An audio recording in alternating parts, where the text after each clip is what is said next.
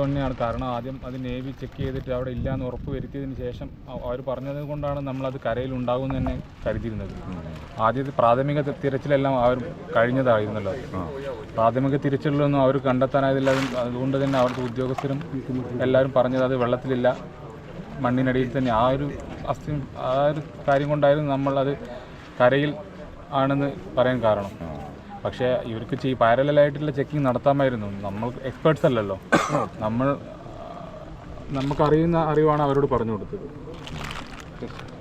ഈ Satheesh M L A ഒക്കെ പറയുന്നത് പുഴയിലുണ്ടാകാനുള്ള സാധ്യതയാണ് എന്ന് ആദ്യ ദിവസം മുതൽ തന്നെ പറഞ്ഞിരുന്നു.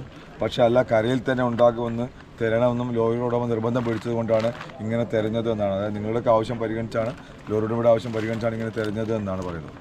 അല്ല, അത് എന്നോട് ആരും പറഞ്ഞിട്ടില്ല പുഴയിലാണെന്ന്. കാരണം ആദ്യത്തെ 2 ദിവസം ഞങ്ങളുടെ ഇവിടെ അലഞ്ഞു തിരിഞ്ഞ് നടക്കുകയായിരുന്നു. അങ്ങനെ ഇവരൊക്കെ കാണാൻ പറ്റിയത് തന്നെ 4ാമത്തെ ദിവസം തന്നെ ഇവരൊക്കെ കാണാൻ പറ്റിയത് തന്നെ. അതെ, ലോറി ഉടമയോട് പറഞ്ഞിട്ടുണ്ട്. ലോറി ഉടമയുടെ നിർബന്ധപ്രകാരമായിരുന്നു ഇത്തരത്തിൽ കരയിലെ തെരച്ചിലെന്നാണ് പറയുന്നത്. അങ്ങനെ അങ്ങനെ ഒരറിവ് എനിക്കില്ല. ലോറി ഉടമ എന്നോട് അതൊന്നും പറഞ്ഞിട്ടില്ല. ഇനിയിപ്പോൾ നിങ്ങളൊരു പ്രതീക്ഷ തന്നെയാണ് ഇപ്പോൾ. എന്താണ് ഇപ്പം നാളെ ഇപ്പം കറണ്ട് കൂടുതലാണെങ്കിൽ, അതായത് വെള്ളത്തിൻ്റെ ഒഴുക്ക് കൂടുതലാണെങ്കിൽ 3 നോട്ടിൽ കുറഞ്ഞാണെങ്കിൽ മാത്രമേ ഇറങ്ങാൻ പറ്റൂ എന്നാണ് പറയുന്നത്. അത് അറിയില്ല, അങ്ങനെയാണ് അവർ പറയുന്നത്. കൂടുതൽ അറിവൊന്നുമില്ല.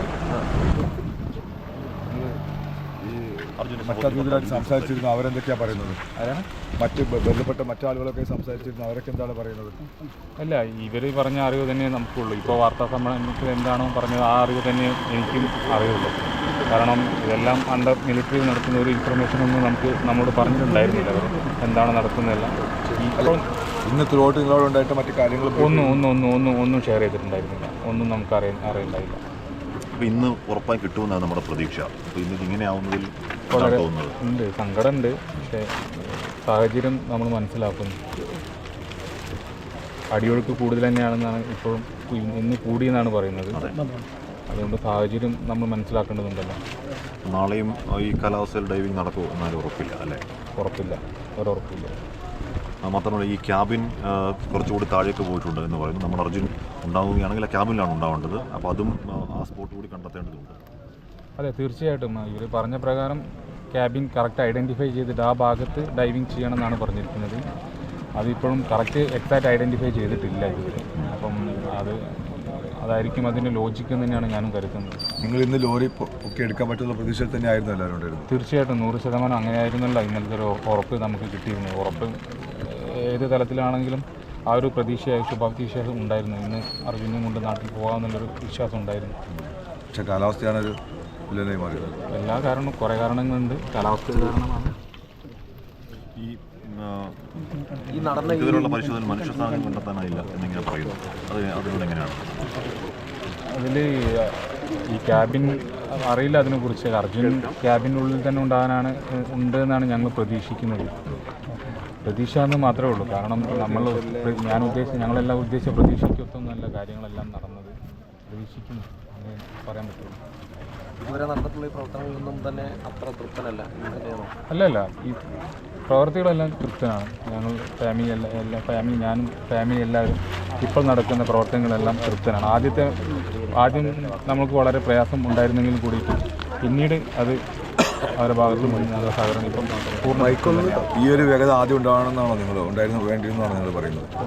അതിലേക്കൊന്നും നമ്മളിനി കടക്കേണ്ടെന്നാണ്. പക്ഷേ കാർവാർ MLA എന്ന് പറയുന്നുണ്ട് ആദ്യത്തെ 6 ദിവസം പുഴയിൽ നടത്തിയിരുന്നെങ്കിൽ 6 ദിവസം ക്യാബിനുള്ളിൽ ജീവിക്കാനുള്ള സാഹചര്യമുണ്ട് എന്ന് ബെൻസ് കമ്പനി പറയുന്നുണ്ടെന്ന് പറയുന്നു. ചെറിയ കുറ്റപ്പെടുത്തലുണ്ട്. ഇല്ല, ഞങ്ങളോട് ആരും പറഞ്ഞു. കാരണം ആദ്യത്തെ 2 ദിവസം ഞങ്ങളിവിടെ ആരും ഈ ഉയർന്ന തരത്തിലുള്ള ഉദ്യോഗസ്ഥനെയോ ആരെയും ഞങ്ങൾക്ക് മീറ്റ് ചെയ്യാൻ തന്നെ പറ്റിയിട്ടുണ്ടായിരുന്നില്ല. ആദ്യത്തെ 4ാമത്തെ ദിവസമാണ് നമ്മൾ ഈ MLA സാറിനെ കാണുന്നത് തന്നെ. അതിനുശേഷം നമ്മുടെ ആശങ്ക പങ്കുവച്ചിട്ടുണ്ട്. പക്ഷേ അത് ആധികാരിക ഉറപ്പുവരുത്തത്തിന് ഇവിടുത്തെ ഉദ്യോഗസ്ഥരും മറ്റു ആൾക്കാരുമായിരുന്നു. അവർക്ക് അപ്പം തന്നെ എന്നോട് ഇതുവരെ ആധികാരികമുള്ള ഒരാളും ഇതുവരെ പറഞ്ഞിട്ടില്ല. എങ്കിൽ കൂടിയും കരയിൽ നടത്താനുള്ള പരിശോധന എൻറ്റയർലി മലയാളികളുടെ അല്ലെങ്കിൽ ഇവിടെ മലയാളി രക്ഷാദൗത്യ സംഘങ്ങളുടെയും മനാഫിൻ്റെ തീരുമാനം മാത്രമാണ് എന്നാണ് പറയുന്നത് കാർവാർ MLA. അത് ചിലപ്പോൾ ആയിരിക്കും, എനിക്കറിയില്ല. പക്ഷേ അവർക്ക് ഇങ്ങനെ ഒരു പുഴയിലൊരു ഡൗട്ട് ഉണ്ടായിരുന്നെങ്കിൽ പുഴയിലും പാരലായിട്ട് അവർക്ക് ചെക്കിങ് ചെയ്തിട്ടുണ്ടായില്ല. പിന്നെ നേവിയുടെയും NDRFിൻ്റെയും അവരെ നിർദ്ദേശം അനുസരിച്ച് അവർ പുഴയിലില്ലാതെ പ്രാഥമിക ചെക്കിങ്ങിൽ പുഴയിലില്ലാന്ന് ഉറപ്പുവരുത്തി. അതുകൊണ്ടാണ് ഞങ്ങൾ കൂടുതലും കരയിൽ ഉണ്ടാകുമെന്ന് കരുതിയത്. ആദ്യം പറഞ്ഞ പുഴയില്ല എന്ന് തന്നെയാണ് ആദ്യം പറഞ്ഞത്. അതെ, നേവിയുടെ തിരച്ചിലും NDRFിൻ്റെ തിരച്ചിലും പുഴയിലും അവർക്ക് അങ്ങനെ ഒന്നും കിട്ടിയിട്ടില്ല എന്നാണ് ആദ്യത്തെ റിപ്പോർട്ടിൽ പറഞ്ഞത്. അപ്പോഴാണ് ഞങ്ങൾ കൂടുതൽ കരയിൽ തന്നെയാണ് എന്നുള്ള സംശയം.